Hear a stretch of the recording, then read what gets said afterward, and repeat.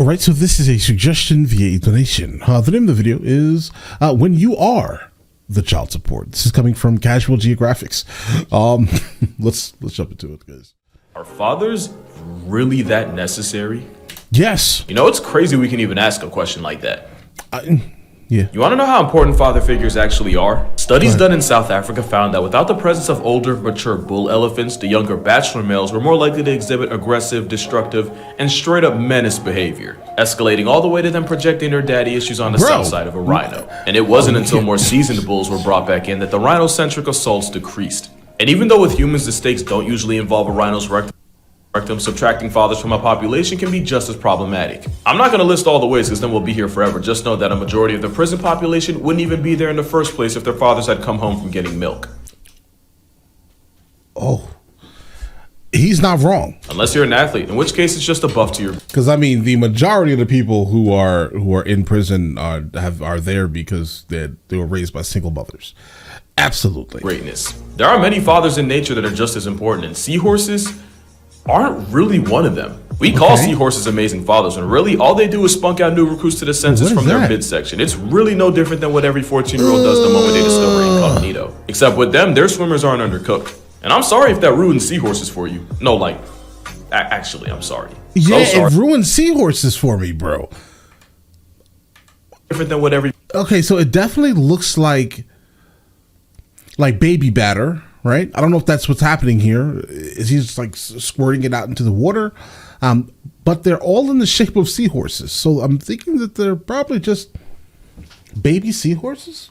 Guys, do they mate with themselves? Guys, it could be. You never know, right? Like, do they fertilize? Okay. I don't know a lot about seahorses, guys. Just want you to know right now. I'm sorry in advance. Do they mate with themselves? Do they have the ability to, like, fertilize their own eggs? Is there a gender here? And why do the bits and pieces of baby batter that's coming out, why are they in the shape of seahorses when we're in the shape of tadpoles? I don't know. Every 14-year-old does the moment they discover incognito. Except with them, their swimmers aren't undercooked. And I'm sorry if that ruins seahorses for you. No, like, actually, I'm sorry. So sorry, in fact, that with the help of ChatGPT, I'm going to genuinely apologize for my actions by not apologizing at all. I've made a severe and continuous lapse in my judgment. ChatGPT is just one of the services provided by the sponsor of this video, Opera Browser. Opera is considered the best browser for tech fans, and it's the first browser to go live. Yeah, I use Opera GX. With integrated generative AI tools, which means you can finally get the answers to the truly hard-hitting questions of life. No need to go monkey branching from tab to tab when AI has all the answers you'll ever need. But like a seahorse after its 5th contraction, there's still somehow more. Opera also has browser-native contextual AI prompts. What that means is you can request... Bro, am I watching an ad? AI assistance based on what content you're viewing with just a click. If you're like me and your attention span... Because I'll tell you right now, this is not in Opera GX, or maybe I just haven't looked at it, maybe. But I exclusively use Opera GX. But if AI is integrated directly into Opera, regular one, as a rodent to the point where you'd rather mop a beach than read more than one page at a time. One of these AI tools lets you shorten a long read into more digestible chunks. And so much more. If you get Opera using the link in the description, you'll get these AI prompts on default along with ChatGPT already in your sidebar. You can also create a pinboard of pretty much anything you're interested in. You can actually check out my pinboard in the description. You also get to choose from a library of thousands of wallpapers to personalize your browser. So make sure you use my link below to download Opera, and shout out to Opera. I'm sitting here just still watching the ad, guys. Hold on. You got me. And they do so after 6 weeks of incubating his brood of seahorses are the only fathers that give birth, and they do so after 6 weeks of incubating his brood of up to and over 1,000 babies in his belly. Now add in the fact that seahorses will often mate for life and reinforce their pair bond with a synchronized dance, and Stevie Wonder can see how seahorses got their reputation of being the best fathers in the animal kingdom. Except the male seahorse will occasionally cannibalize a small percentage of the kids he pops out. And while it's true a baby seahorse is called a fry, Papa Seahorse acts a little too accordingly by turning his unluckiest children into an infinite food hack. Not enough to truly threaten the survival of the next generation, but just enough for me to confidently say you can find about 10 better fathers in nature. Like, for example, the fox, like the sea. But this father somehow has the ability to give birth. I don't know. I mean, I'm confused. All right. I'm just going to be honest. I'm confused. Seahorse, the red fox, is often monogamous, meaning that one Spider-Verse line can easily apply to them too. At first, Father Fox has a full-time job bringing back food to his partner who stays home with the kids. But as they get older, that's when the tough love starts. Once the foxlets start getting bigger and more capable, their dad starts showing up with less and less food. Instead, he'll start burying the extra food near the den and even cover it up with twigs and brush in order to teach his kids how to be more independent and find it themselves. And that's not the only life lesson served by Father Fox. Because in an area where foxes were getting murked by coyotes, researchers noticed male foxes playing with their kids by chasing and ambushing them. Almost like they were trying to teach the next generation how to avoid predators. And speaking of coyotes, you'll find that there's some W dads too. Coyotes are just as loyal, and sometimes even death doesn't make them find a new mate. Coyote couples typically hunt together, but as scavengers who will often finesse food from much bigger threats like wolves and bears, it's usually the male that'll stake out a possible bounty first while his mate watches from a safe distance. That way, if worse comes to worse and he gets put on a shirt, his mate still has a chance to raise their children as a single mother. You wouldn't see a seahorse do that. And honestly, wild canids in general... Bro, what even are seahorses? And why are they called horses? will kind of break the rule of male mammals being more of a deadbeat than a roadside raccoon. Father wolves are just as overprotective as you'd expect. Here, you can see a father wolf harassing a black bear and trying to get it to chase him after the bear wandered and got too close to his pups hidden near some trees. And African wild dogs will actually let the pups feed first rather than have the most alpha male get first serves and have everyone else fall in line. They've also been known to spend days looking for any lost pups, but the gold standard of dog fathers would have to be the golden jackal. They're another couple that takes till death seriously, and like with coyotes, they'll often go grocery shopping together. And when his partner's pregnant, Father Jackal digs a burrow for his mate to rest in, and he'll defend that den with his life if it gets to that point. And once the pups are born, the male jackal will go to any lengths to find enough food, even if it means squaring up with wild boars or stealing food from right under the nose of tigers or wolves. And even though he risks everything for food, most of what he eats just gets regurgitated back at the den for his kids. They're top tier dads, because if anything ever happened to the male jackal, there's a good chance the mother wouldn't be able to keep the kids alive on her own. So yeah, wild dogs seem to mostly beat the deadbeat dad allegations, but at least they have a partner they can count on. Meanwhile, the great value ostrich of... Guys, I was wondering if he was going to do like a Father's Day, one of these things. Guys, sir, this is appreciated. Right? You're showing that fathers are actually, worth something.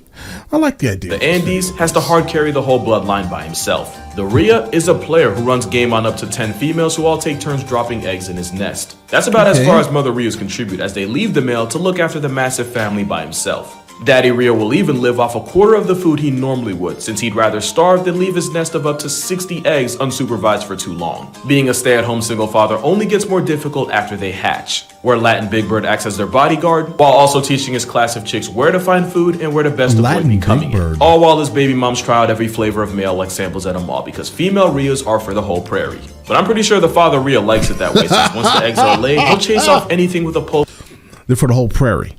That even looks at them the wrong way, even if anything includes an amorous female. Daddy Rhea puts his kid... Actually, that sounds kind of gross. Father Rhea puts his kids first, but he's not the only member of the rat-type family that does. Cass warriors are like if nature engineered an animal with the sole goal of f***ing with my sanity. But even this Jurassic drumstick finds time to be an S-tier father. Female cassowaries also social distance from their eggs and children, leaving the parenting all up to the male. And even though cassowaries are actually really shy and would rather run from smoke than to it, a male will turn it up to 100 if his children are involved. Yeah, I don't know, and guys. Just like his I've seen a lot of videos now of cassowaries. I have been invested ever since I first heard the word, or the name at least, right? I've been obsessed with this animal. And the Rhea, the blueberry. Yeah, they are absolutely...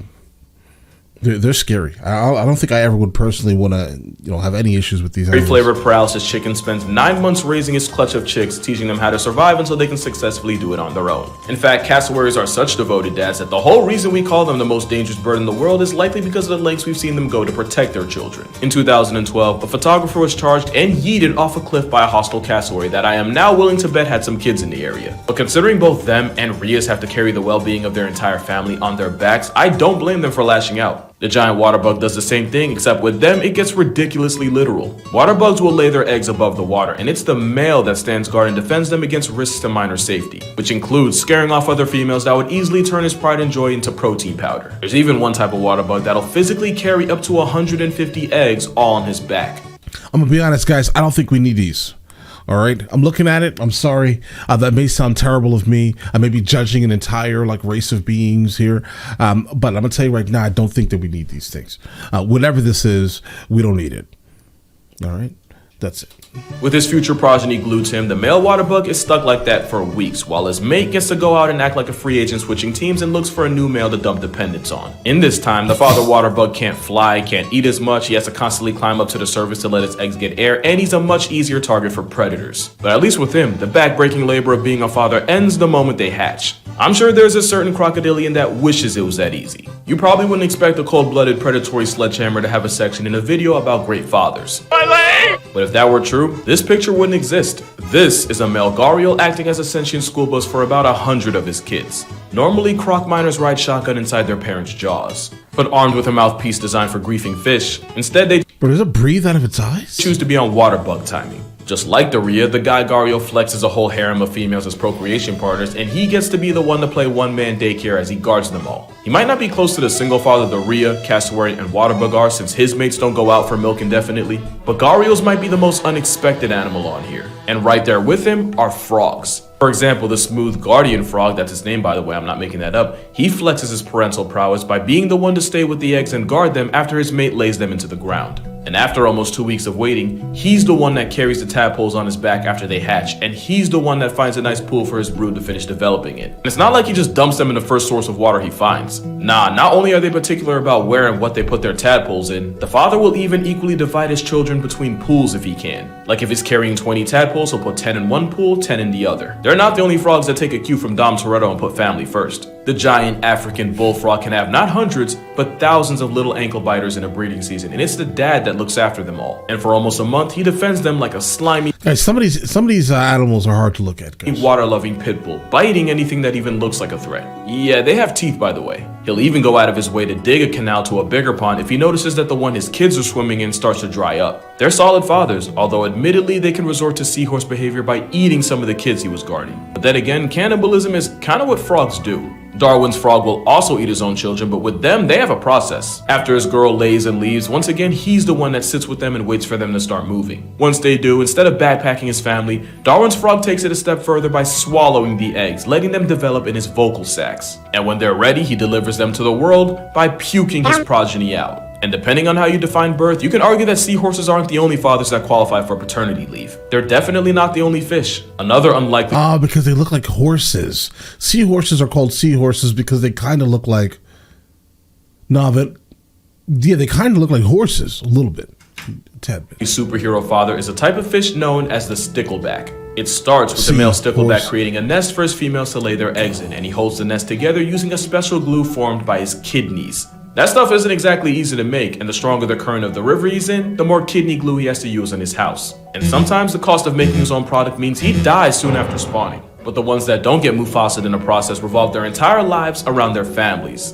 They constantly have to chase off jealous rivals, and he'll spend most of the day fanning his clutch of eggs so that they can get enough oxygen while also washing away parasites and waste. And they'll even go as far as guarding the fry up to a week after they hatch. And he's not the only fish that's known for playing Mr. Mom. The common goby often raises hundreds of eggs by himself, the same way the stickleback does. Except the goby's also likely to eat the eggs that take the longest to hatch, just so he can dive back into the dating pool sooner, so maybe seahorses aren't that bad. But if you're looking for a father that you can trust with 100% of your children, we gotta talk monkeys. With golden lion tamarins, it really does take a village to raise a baby, and nobody takes more of a role than the father. Because he's the one that grooms, plays with, and carries his kid around. In fact, the only time he leaves them with the mother is so they can nurse, and even then, he takes them right back. Not only that, but he'll even act as a midwife during birth, as the father will help clean the baby fresh out the womb and even bite off the umbilical cord. And it's far from just them. Owl monkeys also have the father as the de facto parent, with the mom only carrying around the infant for the first week. And now we know why. Mother marmosets like the golden tamarin often have to pop out twins that add up to 25% of her body weight. Birth is not a fun process, and it's now believed that the physical toll it takes on the mother is why the males are the ones that take the lead in parenting. Meaning, marmosets are the only other animals that figured out the concept of maternity leave. There's also the fact that males literally put their families first. You see, the thing is, with most male mammals, an ovulating female instantly triggers a rise in testosterone. It's why those same male mammals are often good at making babies, not so much raising them.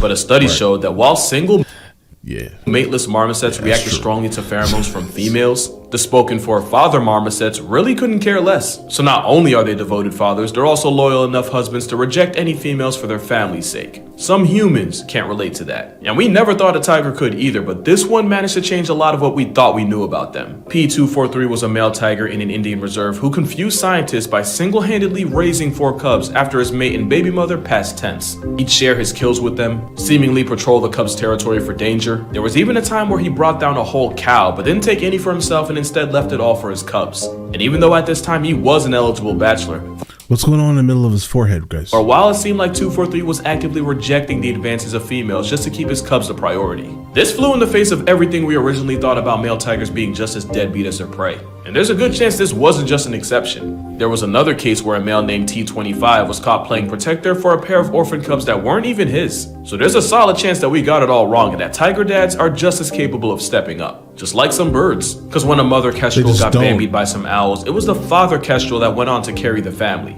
And unlike the rhea, kestrel males don't typically look after their chicks. They usually just provide food, but it seemed that the widower knew that wouldn't be enough. The males slowly but surely started doing all the things the mother would have. Brooding them, feeding them, keeping them warm, and even tearing up the food he brought into tiny pieces the weeks-old chicks could eat. Keep in mind, he wasn't good at it at first, and researchers genuinely wondered if he'd be able to pull through for them. In fact, it took a couple tries for him to realize that his chicks wouldn't eat if he didn't do the bird equivalent of cutting up their food for them. But that's the thing, it didn't come naturally, and he still kept trying for his chicks, and he still managed to raise them. But there is no animal that does more for his chick than the last animal in this video. Let's go. Be honest, you knew there was no way emperor penguins wouldn't get mentioned in a video about fathers. And it's because male emperors have to spend 2 months straight alone with their egg. That's 2 months of complete darkness while tanking -40°F and getting smacked by 120-mile-per-hour winds. So cold that if the father happens to fumble the egg onto the ground, it takes less than a minute for the chick inside to enter the gulag. The margin for error is so small that for the 2 months of ice-chilled, sun-deprived hell, the penguin dad barely moves at Do they sleep standing up? all, since the entire time he's balancing the egg on his feet. And when the egg finally hatches, the fasting father feeds his baby with a crop milk made from a gland in his throat, making him only one of 3 birds that uses crop milk. It isn't until the mom finally returns from sea that they switch off and the father can finally feed himself. But by the time he waddles on the ground, pulls a female, does a 2-month mannequin challenge in Satan's icebox, gets relieved by the mother, and waddles back to sea, it's been a good 4 months since he's eaten anything, during which he loses almost half of his body weight in the process. It's like when 50 Cent nearly became a hashtag for a movie I guarantee none of you actually watched. I watched it. It was solid. It was super emotional. I forgot the name of it because he's kind of right here. There are not many people who probably watched it. You know, he basically played a character that had some type of like ailment that happened to him. I think it was cancer. And he was like a football player or something like that. It was a solid movie, you know. I know I didn't, and that's assuming his mate does come back and doesn't get put on a milk carton while out fishing. At the end of the day, emperor penguin dads get griefed by every force of nature, all for their little gray baby face tap dancing mini him. And because of all that, I think it's fair to say emperor penguin dads are the goats of fatherhood. But that's gonna do it for this video. Hope you enjoyed it. Make sure you drink water, hug your mother. Shout out to all the fathers out there for real. Y'all really don't get enough credit. So if you have a father, let him know you appreciate him. Don't wait for a calendar or Instagram to tell you to. And if you don't have a father, my condolences. I know today's probably not the best for you. Just try to take care of yourself. And if you don't have a father or a mother, damn, okay, Batman, who are your ops? May you turn all that character development into something positive. Just know, you better have a banging college essay. Shout out to Opera for sponsoring this video. Shout out to my father for sponsoring me in more ways than one. And I'm gonna see y'all probably many ways in the next one. All right, let's get it. Here's the thing. So I personally never really knew that there were a lot of the males right out there doing absolutely amazing things, because again, we never really hear these things publicly. It's a shame. I understand why, but it's a shame that we don't get more of these things. Listen, Mother's Day is a big day. There are very expensive gifts that happen to be given away often, right? And Father's Day, you get socks. You know, it's fine. Hey, listen, it's a thankless job. I know, right? But all right, listen, you guys all have an absolutely amazing day and enjoy your day thoroughly.